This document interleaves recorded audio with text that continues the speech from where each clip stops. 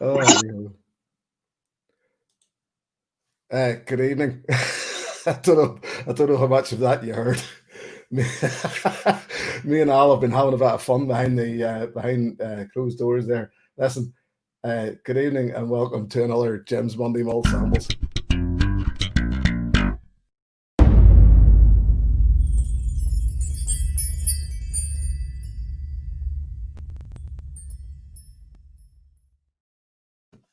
Yes, I'm going to jump into the live chat here a wee minute before I get to Al, just to see who's in. Lee J. Brown's in. Good to see you. Matt, good to see you. Phil from Causeway Coast, good evening. Pete Head is in. Desi Leland. Let's see. Greg's Whiskey Guide. Desi, yes. Yes, so we've got a few in here tonight, and we're going to bring in our guest for this evening, who, as I say, I don't know if you heard any of our chat before we switched it off there, but I think you know this man, but we'll give him a good introduction and say hello to Whiskey Straight Al. Hi everyone, how's it going? Give me the screen all to yourself, Al. For a moment we thought there was going to be no screen at all. It's going to be a radio show. There were a few minor technical details, but I mean, they were minor, let's face it. Yeah, it just took 25 minutes to sort out. 25 minutes. Another 5 years off your life, mate. I can't afford that. Look, listen, welcome, mate. Good to be here. It's like one of those like long time viewer, first time caller sort of thing, you know. I know that's the thing. I always feel like as if because we live, as I put it, and I think it was in Patreon or something out there, we live about an hour away from each other. I feel like as if I should actually know you personally. Yeah. But you know, it's one of these things that at some point we'll all gather up, won't we? Like, once all this craziness is over and we can get back to some sort of normality. Indeed. A few more people coming in here. Billy Saunders is in. Cresamere is in. Radek is in. Des is in. Oh, it's good to see a lot of these people in here. Phil is asking for subtitles, but you know, steady on, Phil. If he can't understand his song, we'll just go back to private and have a bit of crack a login. Look, Alan, it is good to have you here. Thank you for coming on, mate. Give us a wee bit of insight, a wee bit of history behind your own whiskey history, if you wouldn't mind. It's kind of funny in a way because I never was much of a whiskey drinker, and I think primarily it was my cousin's fault because we did the normal thing when we were out and about, you know, go out, never drank beer, it was always vodka or something like that. Mm-hmm.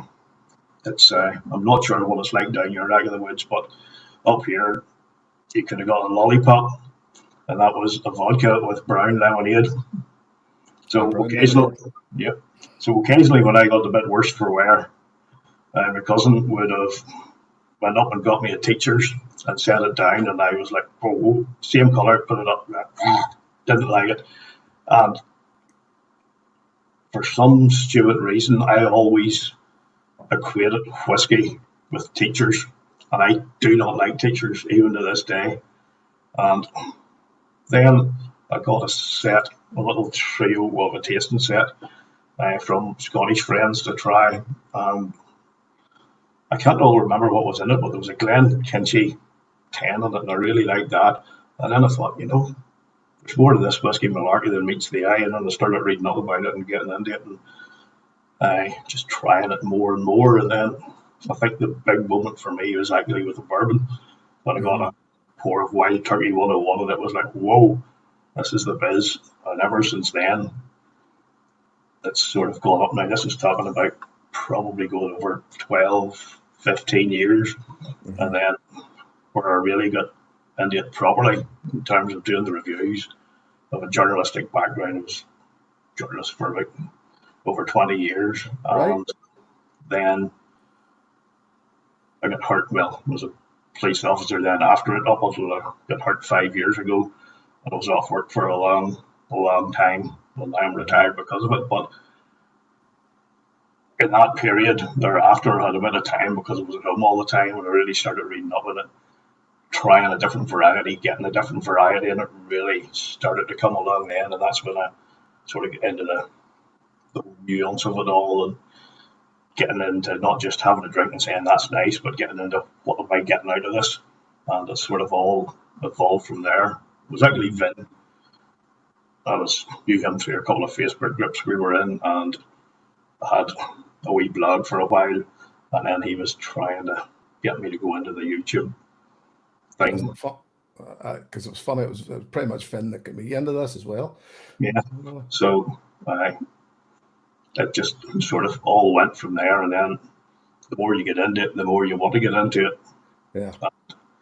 And then it opens up a whole new world, and thankfully over the last few years, a lot of people have sent me a lot of stuff.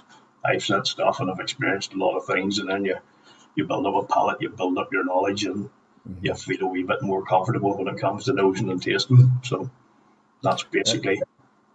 It is a great community, and at the end of the day, as I said, I feel like I should know you, and I only met you through this community. That's right. You know, the people, and sorry, I'm going to, before we go any further with this, Alan, because you were saying to me earlier, Stuart, good evening, Stuart, wants to know what camera you're using, because he says it's some quality shit, and it is some quality shit. I was saying that to you myself. I thought he was just talking about me. That's right. But anyway, it's a Canon EOS M50, and actually all this stuff that's going on at the minute actually helped, because everybody was connected through like Zoom and different things like that, and then instead of having to use just your normal bog standard webcam, Canon brought out a utility app where you could use your camera as the actual webcam. And now, once you get to know how to use it, it is actually good, because you can actually use it and get the proper camera quality. So, and it's a better job. I could have put myself 4K, but that could have been much. I know, this isn't actually bad focus of mine. I just put Vaseline over it to make me look younger. Anyway, yes, as I said, and it's funny because you've actually kicked off a memory in my mind.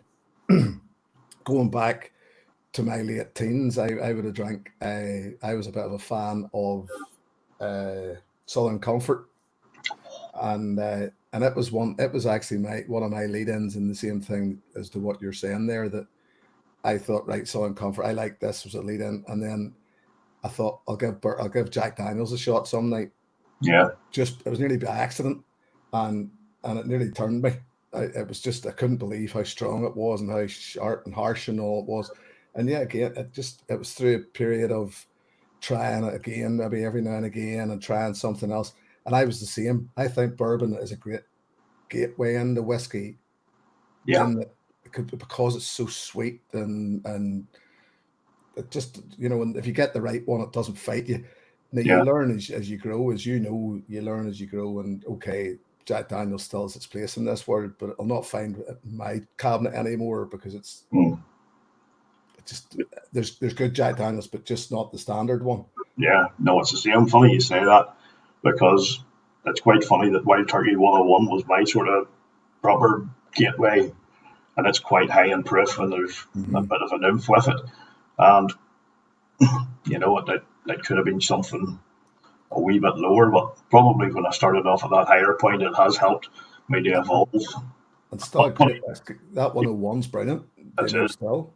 But funny, you mentioned the Southern Comfort. My last memory of Southern Comfort now, and this must be going back 25 years ago or more, when I was still living at home, was after having a feed of it and one off one night, rolling down the stairs to the bathroom and throwing up, and I never had it since. Well, this is the thing. It's something that puts you off. I mean, I have a friend. See the way this conversation's going. I'm glad it is going this way, because I didn't have anything to talk about today anyway. But I had a friend. I had a friend who basically drank once, had a hangover, and never drank again, and that was him. As far as he was concerned, that was drink, and I could never quite understand this. I just thought to myself, well, you have to try it again, like, Not but everyone's going to have the same effect. exactly. But at the same time, I admire his, you know, I don't know. Sometimes I think about it and I think, well, fair play to you. You didn't like it, you gave it up. So, what's in your glass, mate? It's the Edradour 10. The Well, distillery it came that it. did, I thankfully. have. Nice understanding with my DPD delivery driver. I have mine poured, but I'm actually started with a Tullibard and Sovereign, just something. Uh, I just fancy something Highland to bring me up. yeah, no, it came all right. So it did. Now you've only recently become. Now you've introduced me to Edradour here, Yeah, and I'm saying Edradour. How do you pronounce it? Edradour, but after a few, it could come out anyway. Well, this is it. The further north you get, That's right. there's a fantastic nose on it. I mean, Yeah, a bit like myself. It's for something yet again, and there's a few of us I know. Actually, I would say most of us that's in the chat tonight watched the V Pub or a bit of the V Pub last night, and we've been talking about Roy's V Pub, and they're talking about 40% yeah. whiskies and how to not put the 40%ers out there and forget about them. And this is another from the nose on it, even as a prime example. Yeah, I think that's what I like about it is, and I think I did say in my review at the time that it doesn't nose or taste like a 40%, or it's one of those ones with like whiskey done right. And that's what I like about Edradour. Small, they do it right.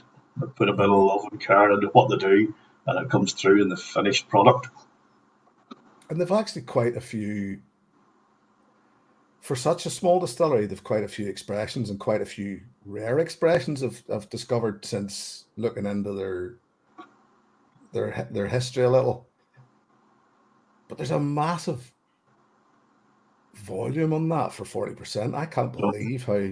yeah, it's like I initially got brought into the Edradour groove by with that group, the Edradourian Knights on Facebook, and I was invited into it.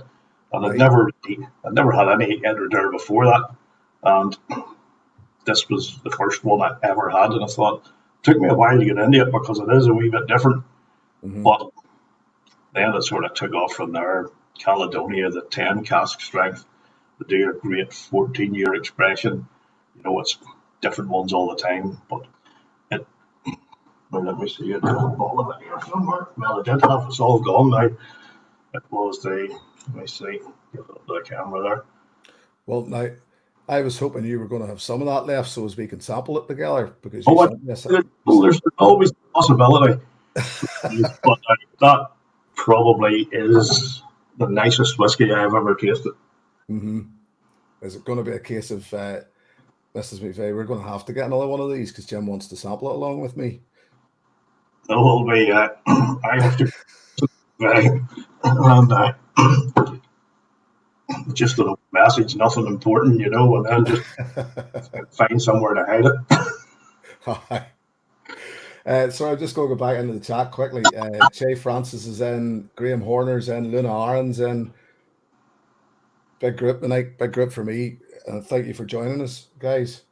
If you don't know what we're drinking, we're starting here with this Edradour 10-year-old, the Distillers Edition. And as we've discussed, great nose it has on it. Mm-hmm. So cheers, Al. Yep. Cheers, mate.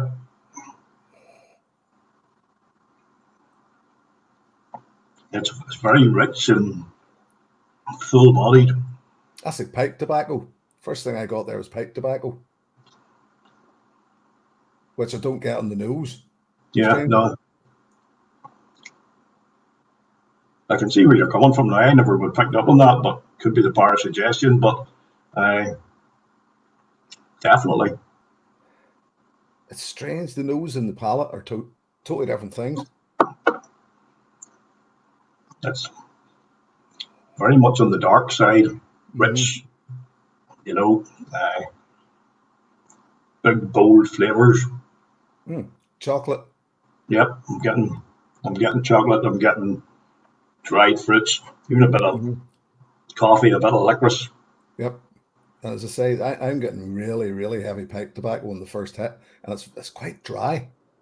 Yeah, something like this. I do like my props, you know. Yep. But anything for the background of the picture, you know. So it's good to have a pointer. Looks like I knew you were going to say that. Was this normally way over in the background here somewhere? It's funny because I actually bought a wee bell pipe like that. Yeah. Early on myself to use as a pointer, like Vic Reeves, just to use it to point at stuff. And then it was somebody on Instagram. There's a guy, I can't remember his name, and he lives out in the east somewhere, out in the far east, and he posted a picture and he into his pipes and was smoking this great big pipe, and he didn't look unlike us, yourself and myself, whenever my beard was shorter, bald head, glasses, beard, you know. And I tried to copy this picture and sent him it back with this wee silly pipe, and he says he came back and he went, "Oh, is that and named this pipe?" And I went, "It's a pipe." I don't know what the fuck it is like. But then again, he could have had a bottle of something, and we would know with the shape of it what it was. Yeah, you know. This is the thing. I know that this is part of the problem. Whenever you start to get into whiskey, isn't it? You become an arsehole sometimes, and that's one of those things that I've certainly my brother is a prime example of one of these people that would I try not to be a whiskey nerd. I try not to, you know, if we go out, very rarely, but if we're out, even he'll have a Jameson's, because as you know yourself, it's usually what you'll get in most bars. You struggle to get anything else really. Jameson's, Bushmills, that sort of thing. Yeah. And even if I have a Jameson's with him, I'm going in looking for stuff. You know, I found coffee. I never found that before, you know, and all this here. To which point he's saying, just drink it, would you? You know, and shut up. But I get to the point where I can't help myself. It's just I have to tell myself to be quiet about it. Yeah, no, I would be very much the same. Like, I remember a case point, an example. We were out. It was just after the Red Spot came out. It had only been released, and I never tried it. And my wife and me and another couple were down in Belfast for a concert or something like that. I can't even remember what the concert was. And she works down there. So I got the bus down, met up with these other two before she was finished. And we went into a bar on some night. And the other guy says, "Right, what do you want to drink?" You know, when I spotted the Red Spot, I thought, no, I'm not going to ask you for that. And I says, "Oh, come on, what do you want? I'll just anything at all." So I says, "All right, fair enough. Try the Red Spot then." And he comes back down to the table and sets it down like this in front of me. So it's the fucking last one of them. You're like, 18 quid. I was just waiting on that. So, but at the end of the day, I was happy. His pocket was a wee bit lighter, but sure, give him a sip too. Like, so it wasn't all that bad. It's one of those things. I mean, there's still. I mean, I know people talk about the Scots being miserable, and it's not being miserable. It's not. It's just being. I've always put it as being safe with your money. You know. Sorry, I'll get back to that. I just want to pop in here. Whiskey Jason, Steve A's in. So there's just a few guys dropping in now. No, it's been, and I find it difficult sometimes whenever I was starting my journey, and like at the end of the day, we don't have bottomless pockets. That's right. I mean, you know, I think you need to be very, very careful with what you're buying, and I was actually the Red Spot was one that somebody had said to me, whenever it come out, here, have you tried it yet? And then they said exactly the same thing. I says, I maybe will give it a shot. Much is it? £20. I'll just keep it there. I'll buy a ball at some point, rather than. Yeah. I'm not going to spend that for a dram out. Now, I think I did actually in Scotland on a Springbank 21, and I must admit, I don't care. It was one of the best drinks I've ever had. Sometimes like that, when you see something that you've had your eye on for a while, you're just like, hell, we'll do it. Exactly. It's an experience.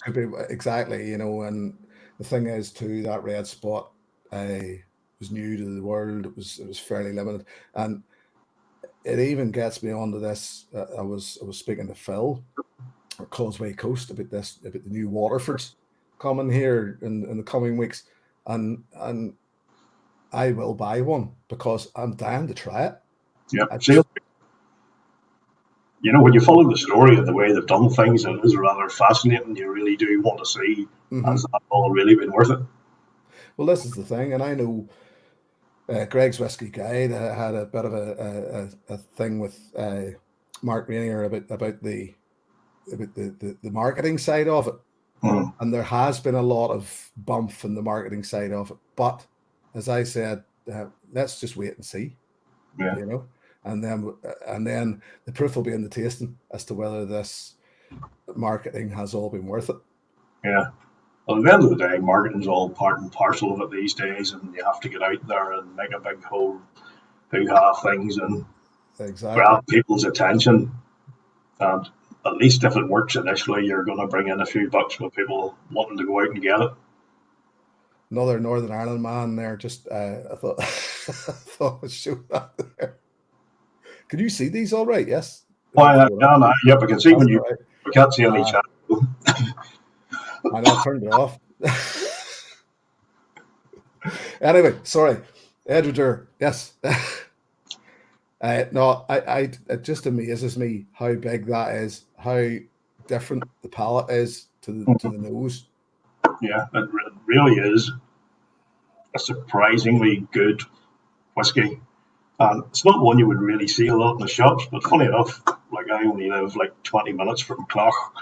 When you head down through Dundrum there, and there's a wee offie down there beside the Eurospar, and well, I haven't been out for a while, but occasionally I'd pop in there when I'm out and about, and they've actually got it all the time now, right? Which is rather dangerous, but it is. So have you watered this?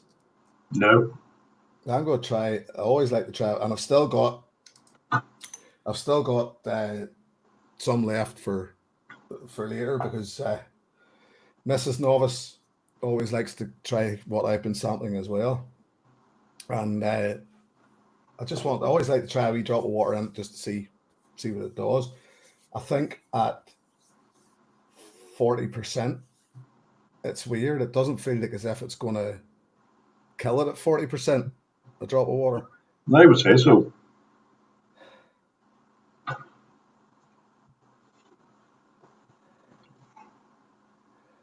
Richard Ignews in from Ontario, who's another Northern Ireland man. That's right. You know that when you get a comment on your video that says, "Please no." That's it. Yep. Cheers. Well, we're having him and I were having a conversation on somebody else's live stream a couple of weeks ago, and he was coming out with words that I hadn't heard in a long time. Yeah. It is. It's we can be quite rare at times. It's like whenever I got married, 15 years ago, at the time I'd been working in England for 3 years when I was still working there, and a couple of my mates from work came over, for the wedding, and I hanging out with these guys, socializing with them, working with them day in, day out, no issues. They just don't whine the fuck out of me for the accent, But then, that was just par for the course. But we went to the local bar the night before the wedding, the Kilmurray Arms, and we were all having a few jars, and everybody was happy. And one of the guys, we're still very friendly with, even though I've been away from there since 2006. He called me over and he said, "Dave, what's up?" He says, I can't understand what the fuck are you guys are talking about. And that was it, because everything just speeded up, and the old slang words came yeah, back, and it was just he was sitting in the car going, what's going on here? He was like he was in a different country, well, a different. yeah. He just couldn't get it at all. It was just all so much quicker for him. I know exactly what you mean, and it embarrasses me as an English speaking person how much and how many of these people in here whiskey. Well, Jason's American, obviously, but Lunar and Greg, all these people from Europe, Menno, who Radek, all these Europeans who speak and write and beautiful English.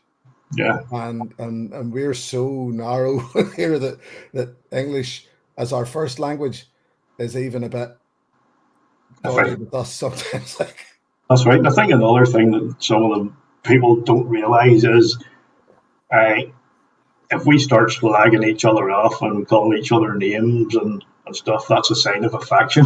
yeah, So it is. You're not having to go up to the other person. The more you slag somebody off, and the worse you call them something, the more you like them. it's Which is the ability to rip the piss out of each other and oneself, isn't it? most definitely is, and that's probably one of our best traits. Mm-hmm. Because we don't have many good ones. Like I remember one day coming down, we weren't away anywhere on holiday, and wife and me and the young one went up to the north coast to see where Phil. No, we didn't. We didn't go anywhere near Phil. But yeah, went to Barry's, the whole thing. But we're coming back down the motorway after the day out, and my section was on at work. So one of the guys phoned. You could see the name coming up on the phone. So I pressed the button on the steering wheel, and he's like, "Well, Al, you horrible wee so and so bastard, how are you?" And I says, I just started to laugh, and he's like, "You're not in your own chair, you're not." I went, "No." Oh well, Yeah. and it's just things like that. Like I still remind him of that all the time. And it's just things like that. It just you never forget type of things. I mean, a good story. And I mean, yet again, there's a subject in whiskey, isn't it?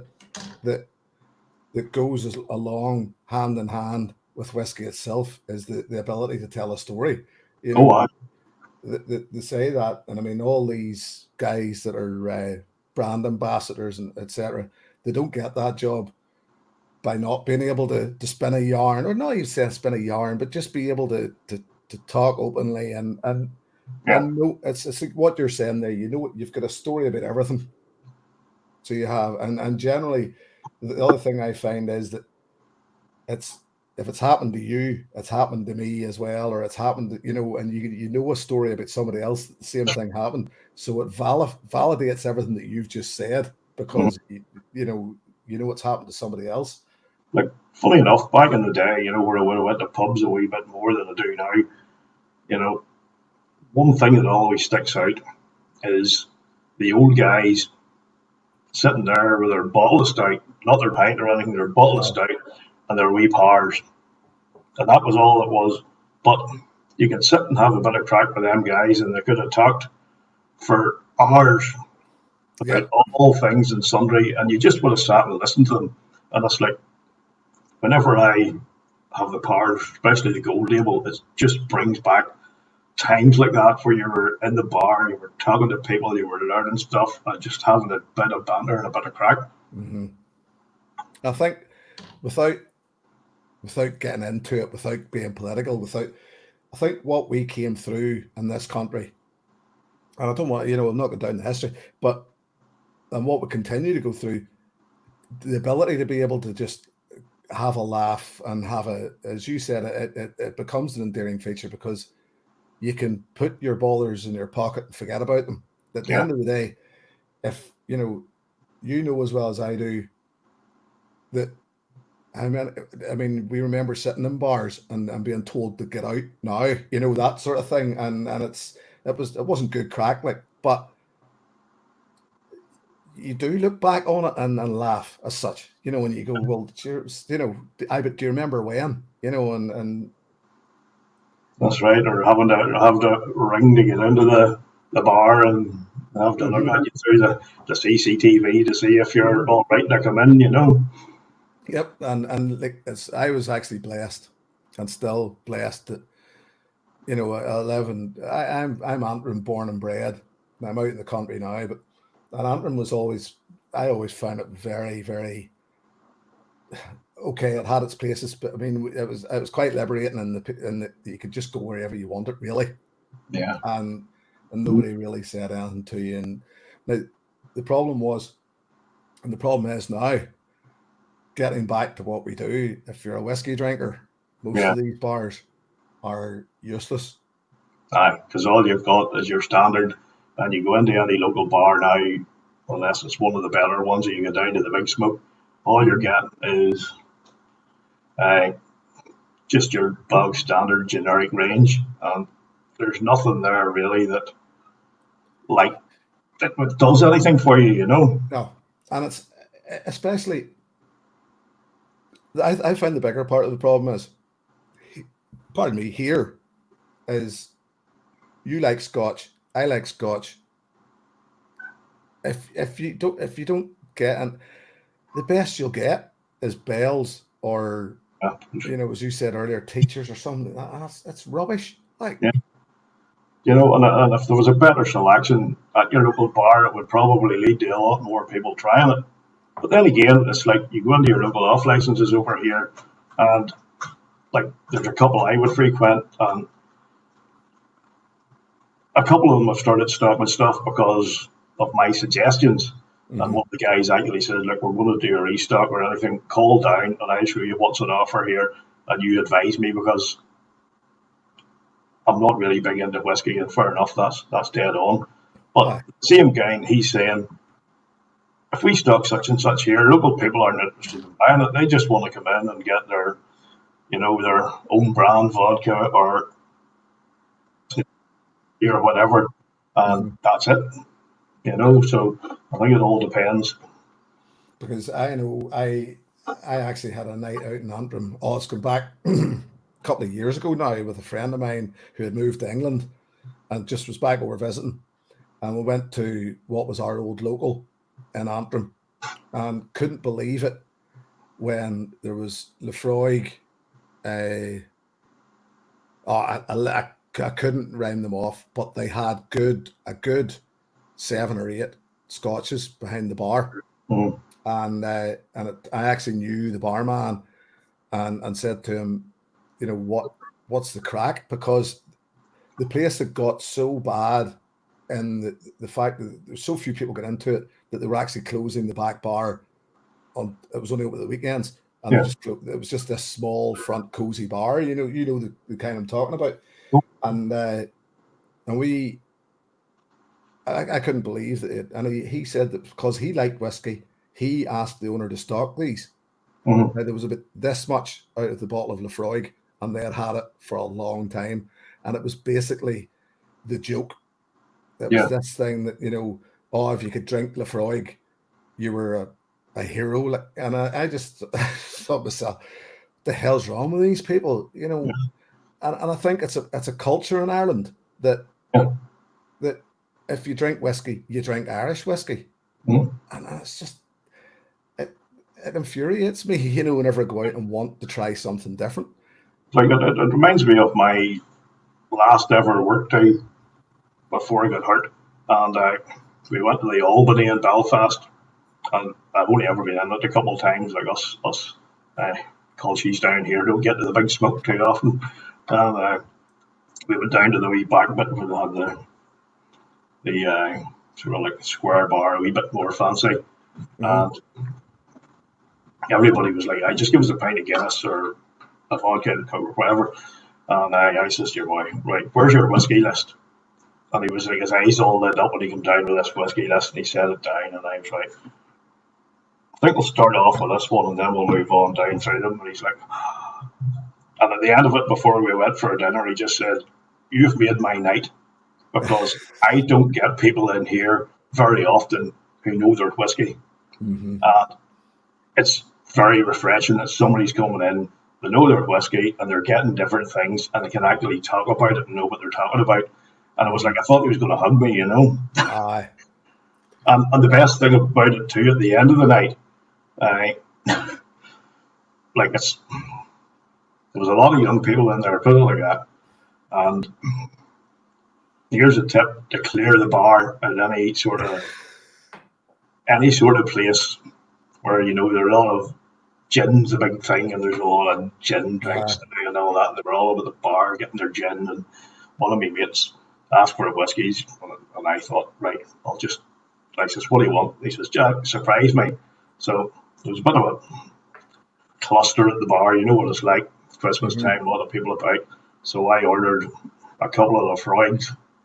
Are cleared.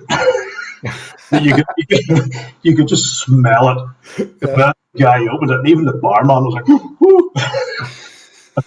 Absolutely cleared the bar. It was brilliant. So there's a tip for Christmas. If you want to clear the bar, order a Lafroig or something smoky, and everybody it was brilliant. It's brilliant. It really is. Sorry, just Radic is away. Radic, thanks for joining us tonight, mate. It was good to see you. And as I say, it infuriates me because it's one of those things that I understand. People don't like peated whiskey. Peat is always the great divider. I think you either do or you don't, really, and it's something that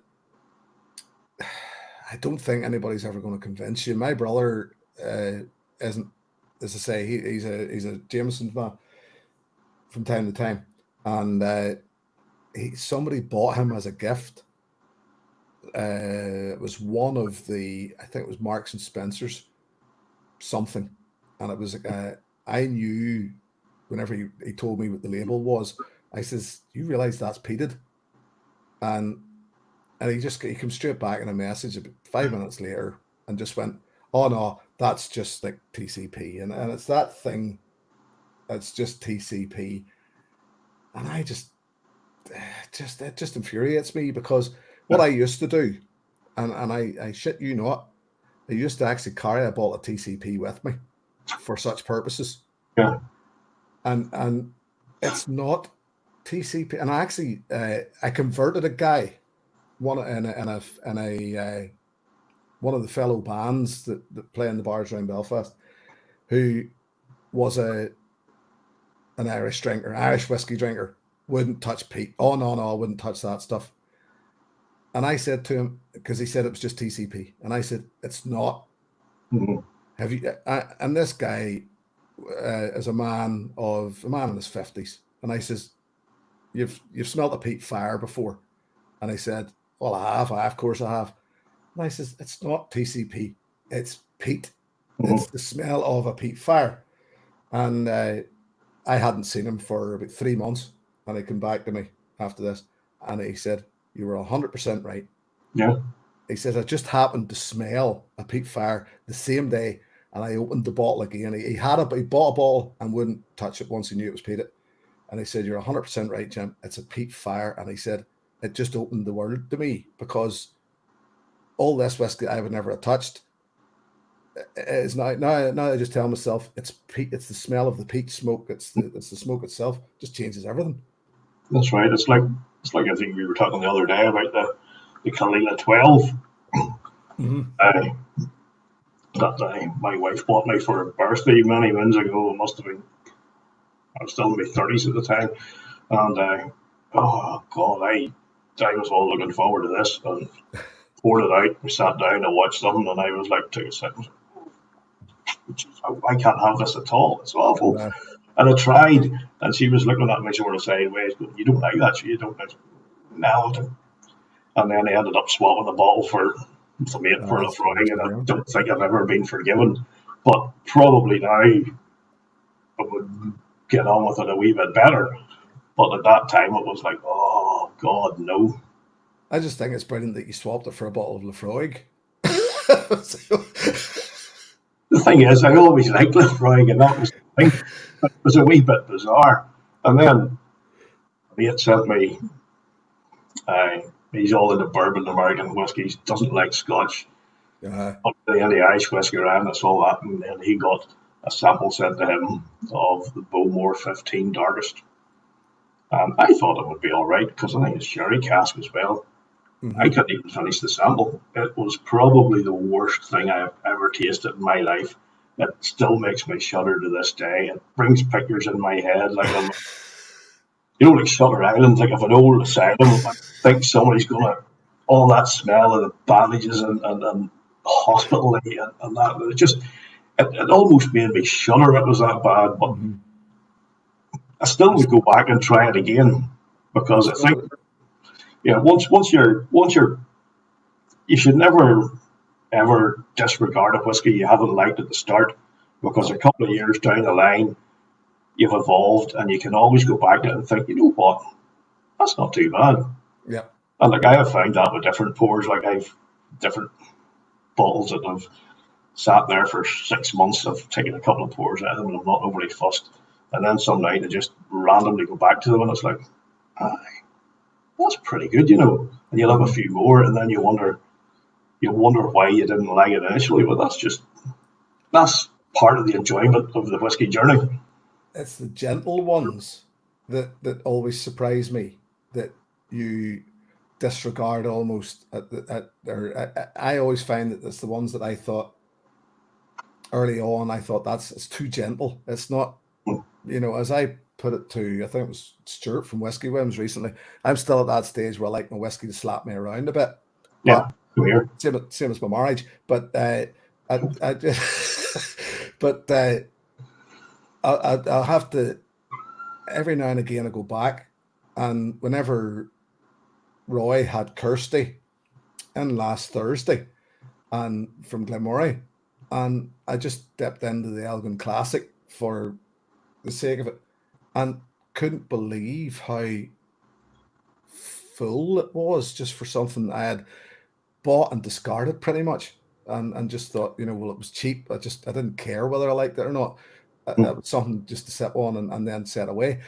But there's an awful lot of whiskies I've come back to recently that I had literally put away and said, no, I'm not a big fan of that. It's not big enough. It's not really doing it for me. And I've went back to them and went, well, hold on, actually. Maybe it's because it's had a bit of air about it, because it's had a bit of time in there.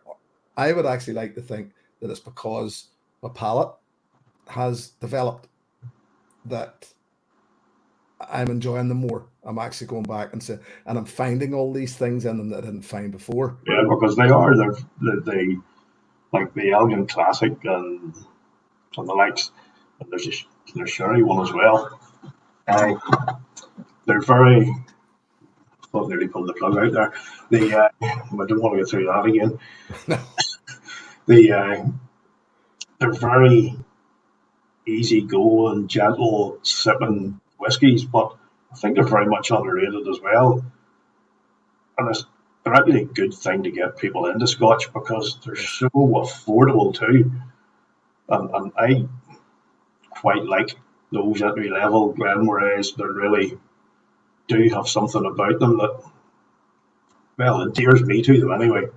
Yeah, totally agree. And like even Greg's Whiskey Guide and I were trying the older, and this gets me on to. So I've actually got your other Edradour 12-year-old, the Caledonia, poured and sitting in my glass, and I'm just nosing at it. But Greg and I, all the whiskey friends, and good to see you, Alan. Oh, good stuff. There's Alan. And happy days, actually, because Alan sent me a sample of the Edradour 12 Caledonia as well. So I actually have 2 samples of this. So whenever I finish this, I might open the other one. Yeah. Yes, Stuart opened, or didn't open, but he was reviewing. I don't know if you've seen it. His Lefroy 27-year-old. Yes. And it was one of those that was so expensive. So expensive, so old, and all that. And it got me thinking about the last one of these that I did with Greg, and drinking those old Bushmills and drinking and this is when I think that you have to be not forgiving but open-minded to the 40%ers. Mm-hmm. Because when you look at the likes of those old Bushmills they're bottling them at 40%. I know I've had my beef about that and all that, but there's still one hell of a complexity in there. Mm-hmm. and this is why you have to keep an open mind and let them settle, find that, give them the respect they're due because they spent that long in the cask, you know, that. That's right. The thing is, what got me with that one was, and I did mention it to Stuart at the time, was that he said, you know, this was, what was it, bottled 6 years after. He was only 6 when it was That's bottled. right. 6 years after, and I was like, Yeah. fuck me, Yeah, I know. I was already 18 then. He's Yeah, the pioneer of the young drinkers. he actually announced his birthday at one point, not that long ago, and whatever age he was. And my response to it was, I've got shirts older than that. That's right. You know, it's kind of scary, but it's great Yeah. because it's good that there's people of Stuart's age coming up through and the knowledge that man has already. He's in here tonight. I don't want to say too much, but you know, he's got a big enough head as it is. But just I love the fact that another great thing about this community, young and old, you know. Yeah. That's right. No matter what stage you're at of your journey, everybody's helpful. Everybody comes on and encourages you, and you also learn so much from watching other people and how they do things. You know, you're talking about, you know, the likes of Greg, you know, mine of information, and you can just sit and watch and learn and just be literally astounded by what he knows. Yep. Without having to look at anything. And, you know, there's Whiskey Jason as well, knows his stuff. It can be mind boggling, but those are the sort of people that you learn a lot of stuff of. And I keep saying it, mate. I turned to all of yous. I turned to you guys for, and I'm not blowing smoke up your ass. Everybody, there's nobody in here that I don't ask or at least go and seek their advice on these things, because I am a novice. I keep it's in the name, but nobody seems to believe me. I know, but you're certainly getting on there. You certainly know your stuff as well, and it's just coming through. But the thing is, it's the passion that shines through as well.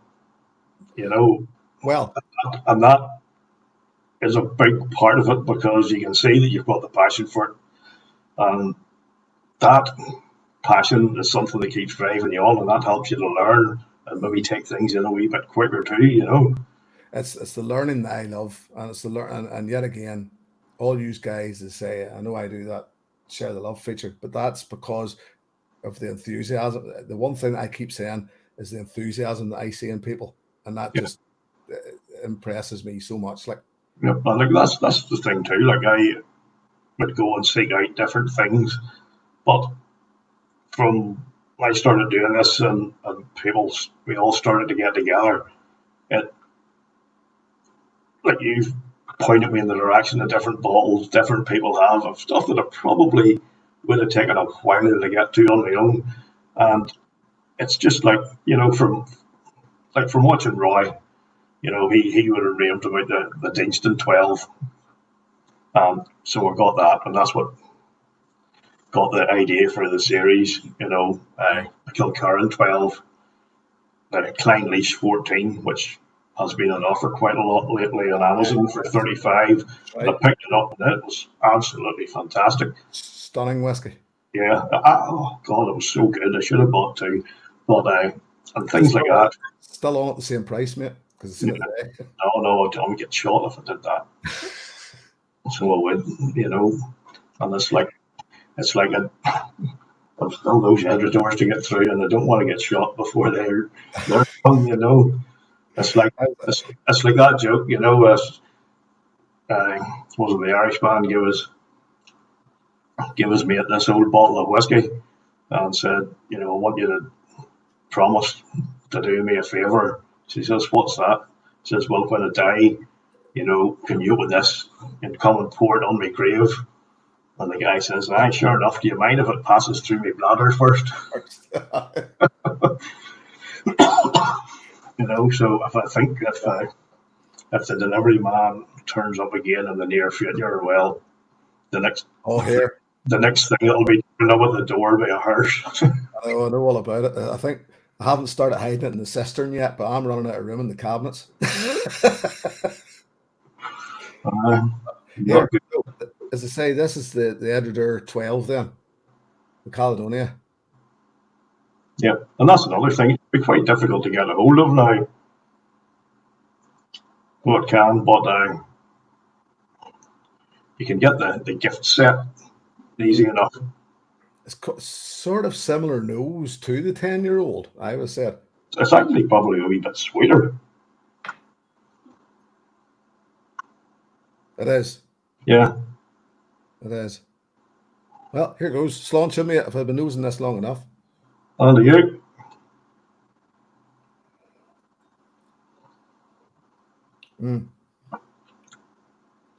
Oh, yeah.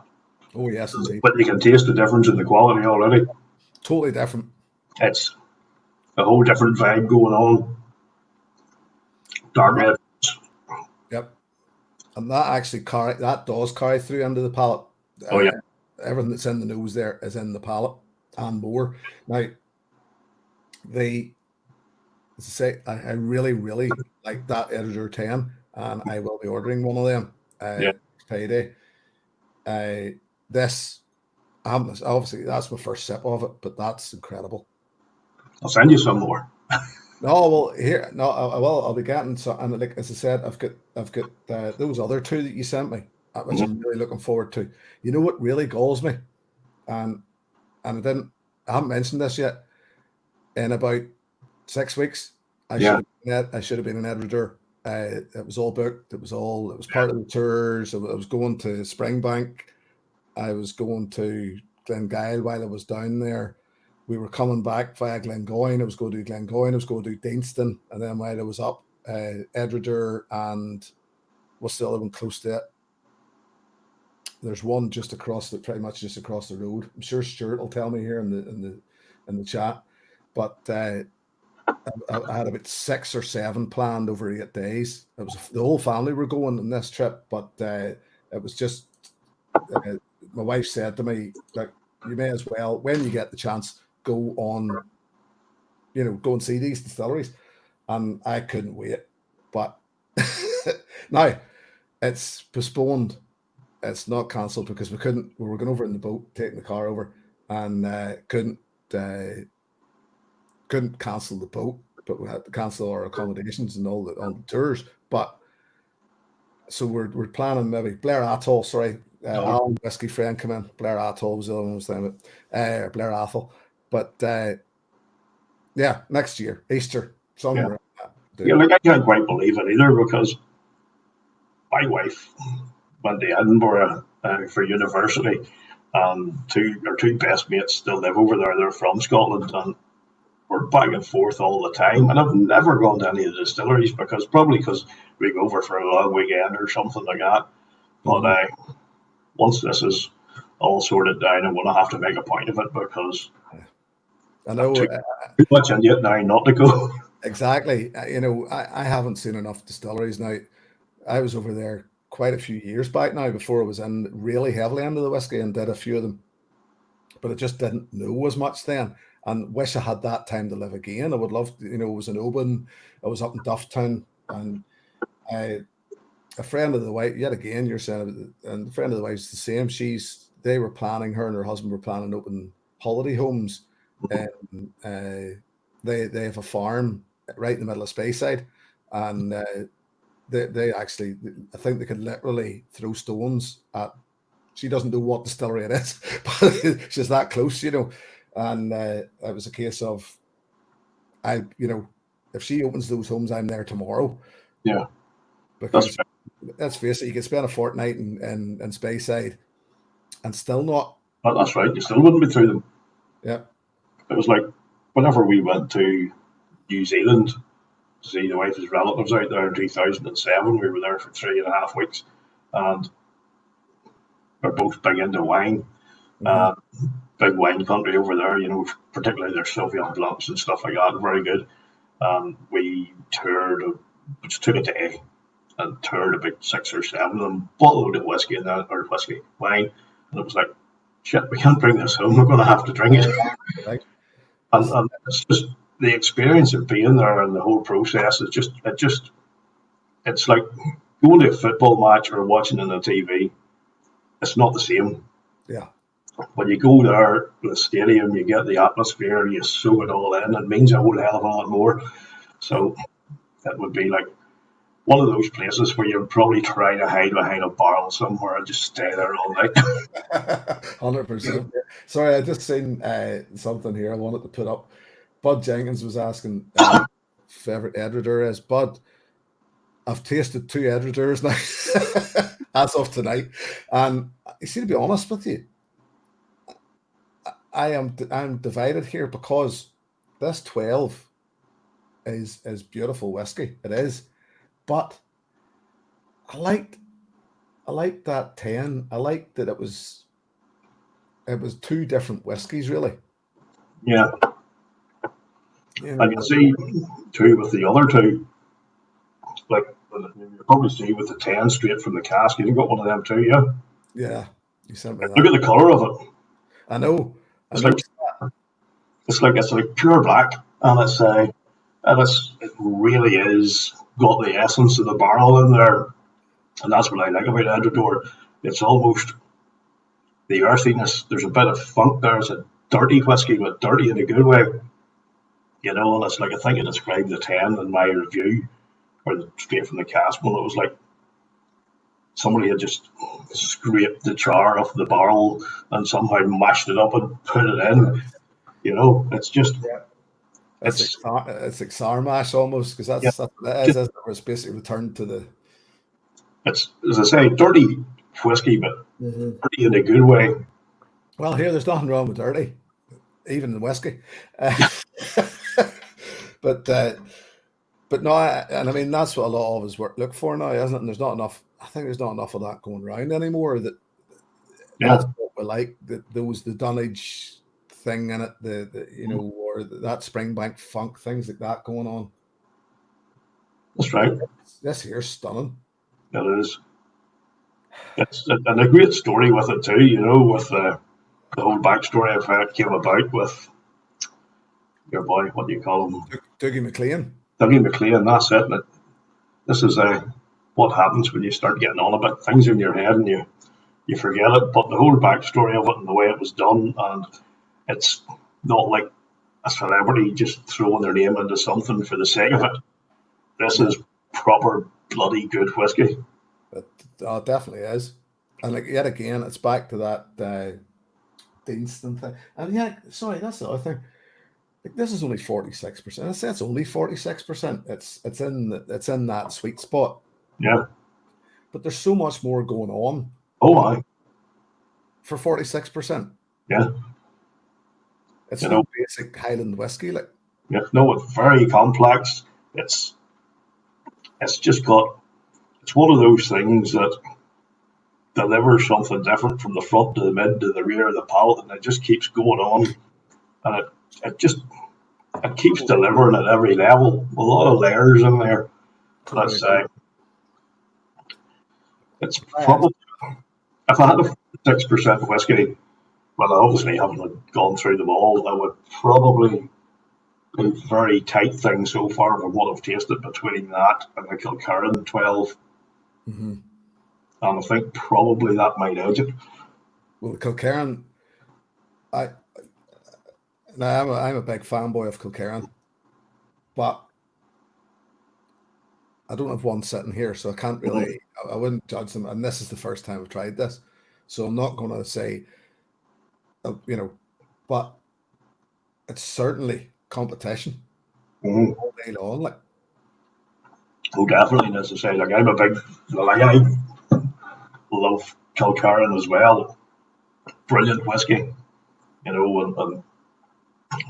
won one of Alan, the whiskey friend, one of his competitions, and he sent me that much coveted 8-year-old cask strength. Oh, those 8-year-old sherry one. Oh my God, what a whiskey! And then I managed to get a bourbon finish one as well, and it's bloody good too. But the sherry one just is whoa, amazing. That 8-year-old bourbon just changed my life a bit. And then the sherry, I think it might have been Alan sent me yet as well. And it, Nothing yeah, else. all those, yet again, it's this thing, it's that Campbelltown thing, because, pardon me, Glen Scotia are capable of it as well, very capable of it. They put out just incredible whiskies like down there in Campbelltown, and I just hope that they just keep doing it, because I always think that there isn't a distillery, there only is the three, as you know, and there isn't a distillery down there that couldn't be a hair's breadth away from, simply because, how do I explain this? Simply because they are selling their whiskies to us, Yeah, to me, to the people in the chat here tonight. They're not selling them to the random guy yeah. that walks into Tesco's and buys whiskey. There's no person like that, I'm convinced, would walk in, and if they seen a bottle of Glen Scotia, would go, "Oh, maybe try that for a change." No. You know, they'll buy Bells, they'll buy Teachers, they'll buy Grouse. So these people are making whiskey for us. Yeah. Now, thankfully, we're buying it, and you can understand then why they're shipping it out to Japan and to America and selling it to those markets, because that, you know, they're going to buy it, they're going to pay the money for it. And that gets back to what we said earlier on when we were saying that you can't buy that whiskey here, because Yeah. our shops aren't going to stock it, because we'll not That's buy right. it. There's no real market for them. The No. likes of us are few and far between when it comes to really wanting that level of whiskey, that type. You know, it's just it is kind of frustrating when you live in the sticks. So it is. It's like I got put in an office job when I went back to work because I couldn't be fully operational, and I'm the same when it comes to coffee and stuff. I like things a wee bit finer than just the bog standard. And they were all winding me up. Well, look at you coming in here, you're a bloody whiskey snob, and you're a coffee snob, you want all these sort of things. And it was like, well, you might as well enjoy the finer things of life when you can. And they got going out of focus here. They started to call me then the cultured culture. And there's not too much culture about me. Her dad, the wife's dad, calls me High Living Jim. You know, it's the same thing, and it's not that I want to you know, you just, and yet again, these whiskies here that we're trying, these Edradours, are a prime example of that, because for what the price that they're selling for, you're not going to get much better 10 and 12-year-olds out there. No doubt. You know, without going to the Springbanks and without going to, you know, so you're in the same market. Yeah. Like as I actually said, and I know you haven't watched my Edradour reviews yet because of this. Exactly. But you want to watch them after this, I know you are. Oh, 100%. But I did actually mention in the 10-year-old distillery edition, and you'll see that, you know, there's a lot of love out there for the standard Redbreast 12, 40%. I would take this over that all day long. Yeah, but I mean, at the end of the day, you know, Having said that, I would still take the other. and the good thing is, there's a place for both, like, isn't there? You know, so, and like as Luna says here, as soon as you start one of the finer things, light whiskey, don't want to eat or drink crap anymore. And that's probably where we're authors of our own misfortune. They're victims of our love for these things, that once you get something nice, you just want to drive on and get another one and another one. It's like you'll start off maybe at a base level, and that whiskey that you thought was amazing 10 years ago is now just bog standard. And that's just the way it is. It's all part of the evolution of the journey. Yeah, and to me, it's one of the good things about the whiskey journey, isn't it? That it never stops. That's right. It never will, because gone are the days of thinking about Irish whiskey smooth, Scotch whiskey smoky and peaty, Yeah. Bourbon's sweet. There's so many brands, expressions, variations. You'll never get through them all. Yeah. It's not possible. Like, it does, when you get into it, really open your eyes to see what's out there. And it's like, it is really mind-boggling. And even touching on that, as much as I love Irish whiskey, and there's some real crackers there, I don't think you can really beat Scotch in terms of complexity and variety and just what you get out of it. Variety. That's the word for me. Yeah. Irish, to me, I don't give it that. Irish a bit is still a bit to me like bourbon. And that there's single pot still, single malt, and you're still I've had this debate so many of these live feeds now that we're still drinking Cooley, Bushmills, and not Jameson's, Middleton. We're still drinking those three. Give Irish whiskey 10 years and then we'll know what Irish whiskey is. That's right. Because you've got some new starch coming in, Brendan Carty's doing great stuff there at Cologne. Hench is going to be really exciting, I think. Yep. So give it 10 years, but for now, Scotch all day long for me. Even I like bourbon. I like rye. Actually, rye, which is another divider, I think. Like peat, there's a lot of people don't. Strangely, I've noticed American reviewers, it divides them more so than it divides us. And like I still a bottle that I've discovered recently that I'll always have in my collection is Lot 40. Right. Yeah. Awesome stuff. Yeah. And it's one of those things that there's not enough variety in it. There's thousands and thousands of expressions, but too many of them taste the same. Whereas, if you just dot your way across Scotland, you're just going from one different kind to a different kind to a different kind, and there's the thing is too, because of the duties and the taxes and stuff, it can be quite expensive to pick up a decent bottle or the likes of a rye over here. Mm-hmm. It's like what frustrated me was like we did the big holiday last year. Thankfully not this year. I wouldn't have went. I took the 8-year-old to Disney, went to Florida, and obviously when we out and did our first shop, the missus went into the shop and I went in to find out where the liquor store was. Yeah. And there was a couple of couples went, and the prices, the differential was just shocking. And the thing that got me too was the Irish whiskey and the Scotch whiskey were freaking cheaper out there than they are here. Right, and you could get it. Yeah, and it was just like, it was mind-boggling the amount of stuff they had. And like I remember coming back and I was like, got a handle of Wild Turkey 101, 1.75 litres for $16. I was like, I'm not getting into the pool. I'm just sitting beside it. Don't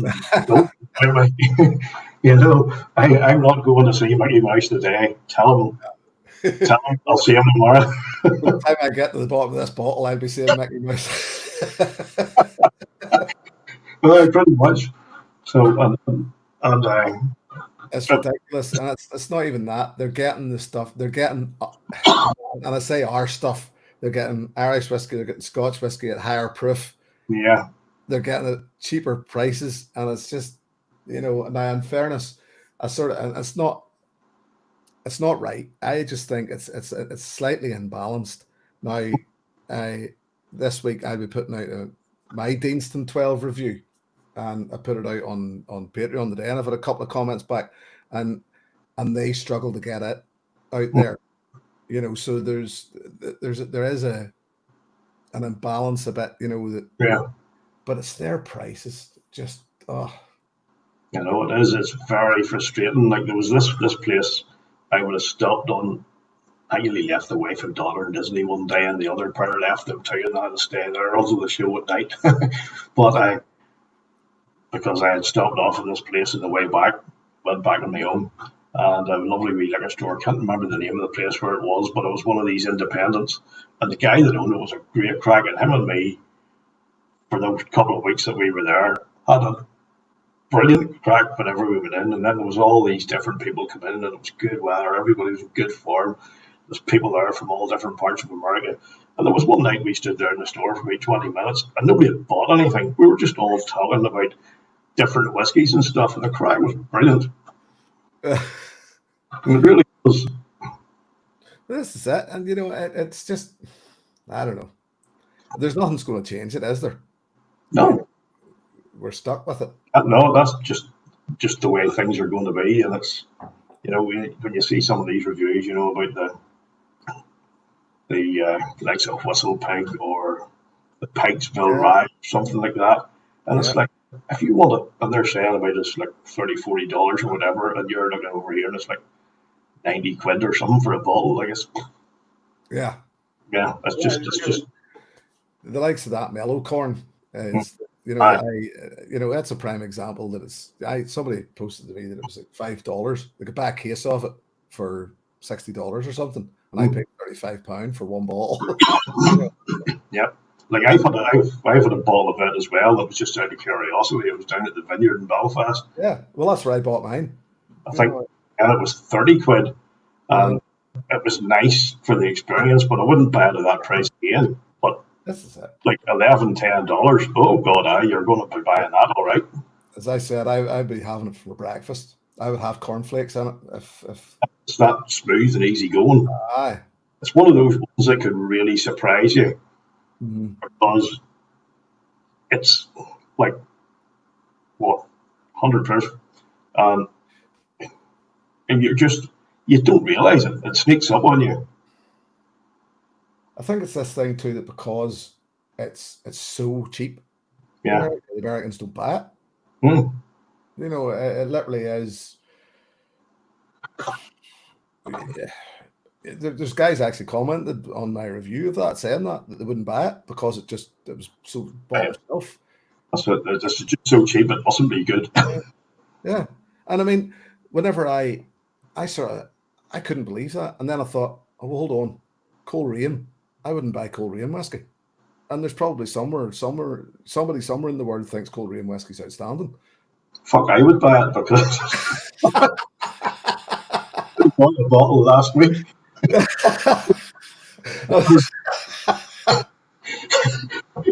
Because it's the bloody cheapest. And well, put it like this: my whole retirement injury and duty pension shite hasn't been sorted, and things can be quite bloody tight.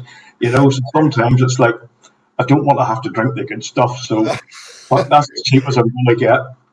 I was only really using it as an example, but I mean, fair enough. Way to stab your mate in the heart. Greg's been asked this, so I think that's the second time this question's come through. How far are we from one another? About an hour? Well, if I was driving, it'd be 40 minutes. I don't know what your driving's like, but it wouldn't be that long. Aye, thereabouts. 40 minutes to an hour, yeah. Depends if you've got Bo or here like me or Uncle Jesse over there. Aye.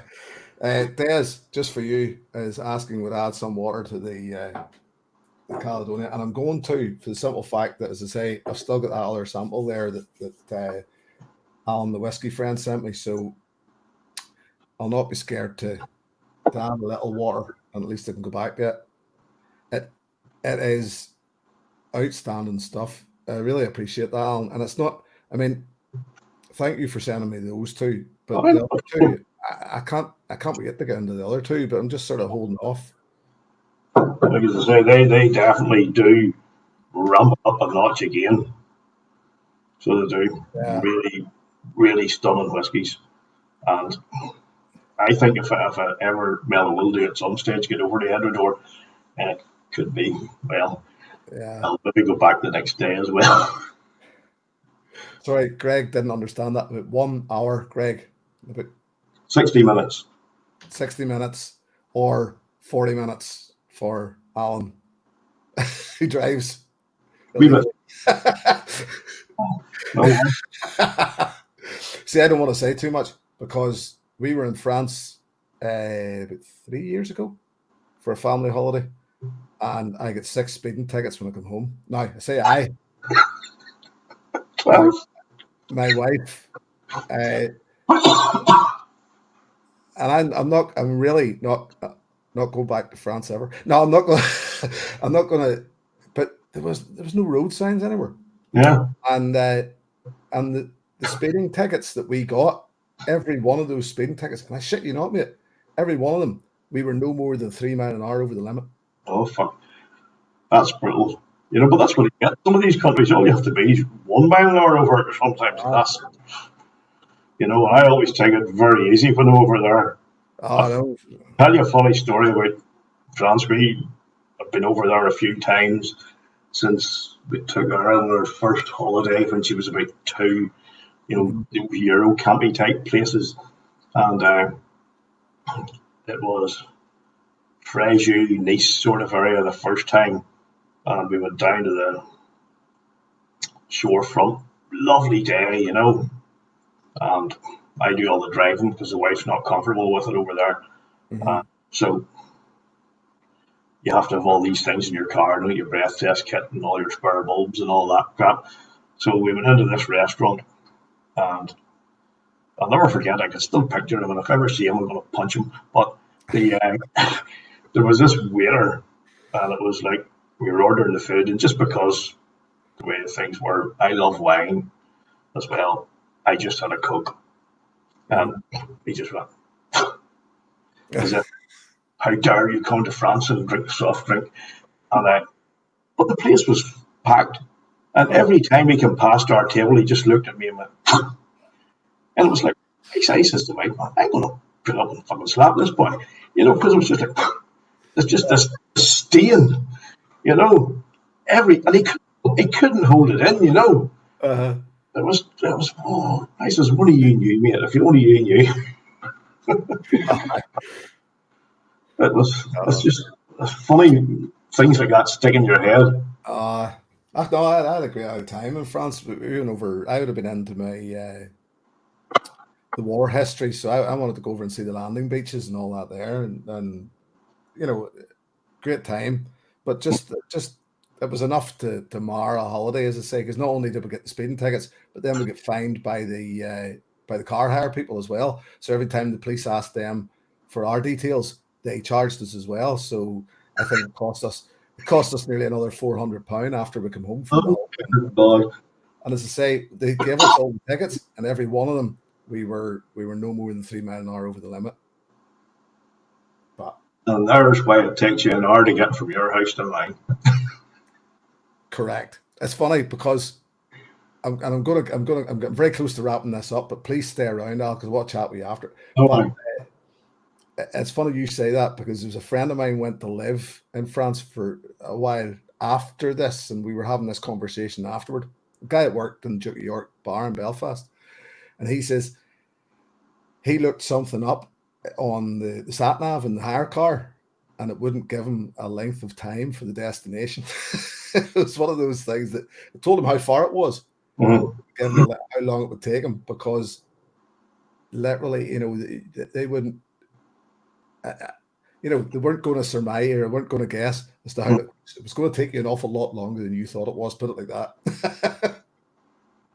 That's right. I found a big difference because we go to Portugal quite a few times too, and it's totally different over there. It's like a freaking free for all, you know. So it is. But it does help the whole driving experience along the way. Right, listen, mate. What I'm going to do, I want to throw this one thing up here, Luna. Yeah, we certainly have got lenient speeding laws. I will probably be in Germany I'll be in Limburg next year, I hope, for the festival, because Macallan Fine and Rare, the doc, has pretty much talk me into it, whether I like it or not. I'm going to wrap this up. Alan, honestly, mate, I've thoroughly enjoyed this tonight because as much as you and I have never actually physically met, I feel like as if we have. Oh, same here. And tonight, even better then. It just, that just, I thoroughly enjoyed this because it was just what I thought it would be, a bit of crack. No real subject. Bit of banter, like you were sitting in the bar and just having a chat, talking about things. And some strangers listening to it. Well, they're not that strange. Pretty simple, you know. No, no. Funny that Luda mentioned that about the drive. We went to Strasbourg once to one of our friends works for the Council of Europe over there, and we flew into the, I can't remember the name of the airport, it's on the German side. And the taxi came to pick us up, and we noticed as we were going down the motorway, he was doing 120.